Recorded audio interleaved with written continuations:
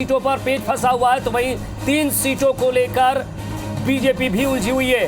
तो कांग्रेस अगर बड़ा मलहरा, जौरा और ब्यावरा सीट पर प्रत्याशी चयन में लगातार माथापच्ची कर रही है, उनकी देरी हो रही है। बीजेपी दिल्ली में चुनाव समिति की बैठक में 3 सीटों पर मंथन कर चुकी है और इधर प्रदेश अध्यक्ष बीजेपी के वी.डी. शर्मा का बयान भी सामने आया। उन्होंने कहा कि बीजेपी जल्द ही प्रत्याशियों की सूची जारी कर देगी, लेकिन बीजेपी और कांग्रेस में बाकी बची हुई सीटों को लेकर मंथन है। बीजेपी के 25 संभावित उम्मीदवार तो है, लेकिन लिस्ट जारी नहीं हुई है।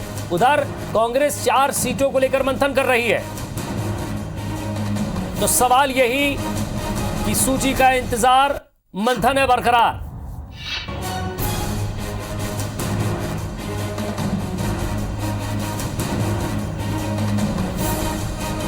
ये 2 तस्वीरें आपको दिखा रहे हैं जहां कांग्रेस इससे पहले भी मंथन कर चुकी है। पूर्व सीएम कमलनाथ और साथ ही साथ प्रभारी मुकुल वासनिक के बीच बैठक हो चुकी है। 4 सीटों को लेकर प्रत्याशियों से 1 टू 1 चर्चा हो चुकी है, लेकिन 4 सीटों पर जिस तरह से कांग्रेस ने तेजी दिखाई थी, जल्दी की थी और उसने साफ कर दिया था कि उसके 24 उम्मीदवार ये हैं, लेकिन उसके बाद बाकी सीटों पर पेच फंसा हुआ है। इधर बीजेपी की पूरी सूची आना बाकी है, 28 की 28 सूची बाकी है। वो कहती है 25 प्रत्याशी हमारे तय हैं।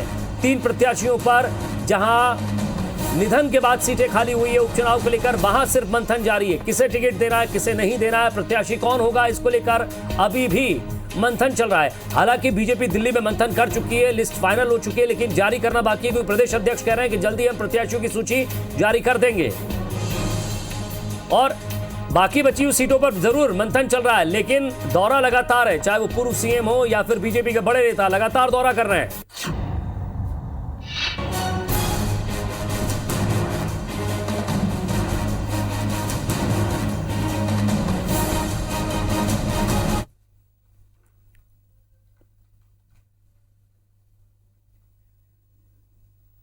समिति की बैठक हुई, मतलब जल्दी ही निर्णय हो जाएगा। और राहुल गांधी जी की एजेंसी ने सर्वे कराया है शायद, और राहुल गांधी जी की एजेंसी सर्वे कराएगी तो क्या होगा, वो जो कह रहे हैं वही होगा। इसलिए वो अपना सर्वे देखें। भारतीय जनता पार्टी शिवराज सिंह चौहान के नेतृत्व में मध्य प्रदेश के विकास के मुद्दे पर चुनाव है, इसलिए कांग्रेस के पास कुछ बचा नहीं है, जमीन है नहीं, तो और क्या बोल सकते हैं, यही बोल सकते हैं।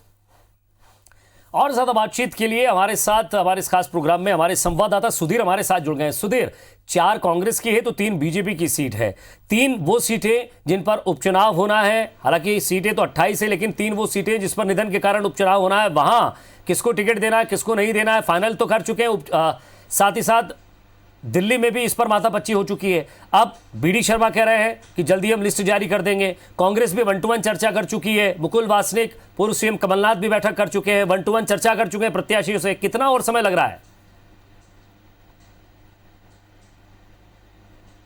देखिए, बिल्कुल बात किया है तो शायद एक दूसरे के भत्ते खोले जाने का इंतजार यहाँ पर किया जा रहा है, क्योंकि ये वो 3-4 सीटें ऐसी हैं विजय जहाँ पर सबसे ज़्यादा घमासान होने की उम्मीद है, और यहाँ पर हार जीत का जो फैसला है वो प्रत्याशी के चेहरे तय करेंगे बजाय किसी पार्टी के सिंबल के। लिहाजा कांग्रेस हो या बीजेपी यहाँ पर कम से कम ऐसे प्रत्याशी को उतारना चाहती है जो कड़ा मुकाबला दे सके, और यही वजह है कि इन सीटों पर मंथन जो है लगातार जारी है। तो बीजेपी के 3 जिन सीटों की हम बात कर रहे हैं, जौरा, आगरमालवा और ब्यावरा, यहाँ पर नाम तय कर लिए गए हैं, पर लेकिन बीजेपी फिलहाल अपने पत्ते खुलना नहीं चाहती है। शायद इस बात को लेकर उम्मीद जताई जा रही है कि केंद्रीय चुनाव समिति की बैठक के बाद में जब बिहार की लिस्ट जारी होगी तो उसके साथ में एक साथ सभी 28 उम्मीदवारों की सूची को जारी कर दिया जाए। पर लेकिन कांग्रेस की अगर बात करें तो कांग्रेस के सामने 2-3 सीटों को लेकर काफी ज्यादा मुश्किल आ रही है, खासकर अगर मेहगांव सीट की बात की जाए या फिर मुरैना और ब्यावरा सीट को लेकर बात करें। यहां पर कांग्रेस बड़े असमंजस की स्थिति में नजर आती है, क्योंकि कांग्रेस के सामने यहां पर जिन प्रत्याशियों को चुनावी मैदान में उतारना है, वहां पर पार्टी के विश्वस्त या कहना चाहिए कि बड़े नेताओं के भरोसेमंद जो समर्थक है उनके, और सर्वे में जो नाम लोकप्रियता के आधार पर सामने निकल कर आए हैं, उनके बीच में कांग्रेस कहीं ना कहीं नेता जो है वो अभी भी निर्णय नहीं ले पा रहे हैं कि आखिर करें तो क्या करें, क्योंकि एक तरफ निष्ठावान कार्यकर्ता को टिकट देना है, वहीं पर दूसरी तरफ इस बात को भी ध्यान रखना है कि चुनाव भी जीतना चाहिए। लिहाजा सर्वे में जिसका नाम आगे निकल कर आया है उनको भी टिकट देना है, तो ये उलझन कांग्रेस की लगातार बनी हुई है। मुरैना सीट की अगर हम बात करें तो राकेश मावई, दिनेश गुर्जर, यहाँ पर कड़ा मुकाबला। दिनेश गुर्जर पूर्व मुख्यमंत्री कमलनाथ के खास समर्थक गिने जाते हैं, और उनके लिए सज्जन सिंह वर्मा हो, सुखदेव पांसे हो, या फिर कहना चाहिए कि कमलनाथ कमलनाथ के जो विश्वस्त तमाम जो नेता है, जो दिनेश गुर्जर के साथ कमलनाथ के भरोसेमंद माने जाते हैं, वो अपने साथी के लिए यहाँ पर लॉबिंग करते हुए नजर आए। और यही वजह है कि यहाँ पर कांग्रेस अभी तक कोई निर्णय नहीं ले पाई है। लगभग इसी तरीके की स्थिति मेहगांव को लेकर है, जहाँ पर पूर्व मुख्यमंत्री दिग्विजय सिंह का विरोध जो है वो कांग्रेस की पसंद पर भारी पड़ता हुआ नजर आ रहा है।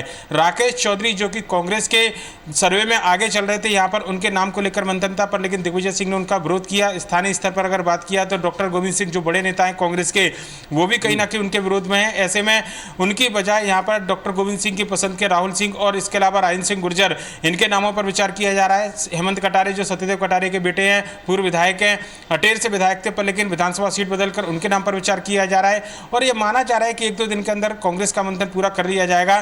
शायद कांग्रेस कल तक अपने उम्मीदवारों के नाम का ऐलान करे, पर लेकिन बीजेपी के उम्मीदवारों का नाम का ऐलान जो है वो किसी भी वक्त किया जा सकता है। विजय, यानी सुधीर, ये समझा जाए कि जिन 4 सीटों पर आपने बात की है कांग्रेस के लिए, वो अपने बाकी बड़े नेताओं से भी मंथन कर रही है। जब प्रत्याशियों से 1 to 1 चर्चा हो चुकी है, तो ये कहना बिल्कुल साफ होगा कि कहीं ना कहीं ये बात कही जाती है कि कमलनाथ जी जो फाइनल कर देंगे वही होगा। जब कमलनाथ जी और मुकुल वासनिक जी बैठ चुके हैं कार्यकर्ताओं के अनुसार, नेताओं के अनुसार, तो फिर विरोध किस बात का?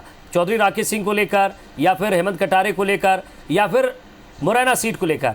जब इन सीटों को फाइनल करना है, आपने जब 25 सीटें फाइनल कर दी थी, आपको 3 नाम या 4 नाम पर आप अटके हुए हैं। यानी कहीं ना कहीं वहाँ क्षेत्रीय समीकरण भी देखा जा रहा है, जातिगत समीकरण भी देखा जा रहा है, और साथ ही साथ आपने एक बहुत बड़ी बात कही कि निष्ठावान कार्यकर्ता जिन पर पूर्णतः भरोसा हो सके।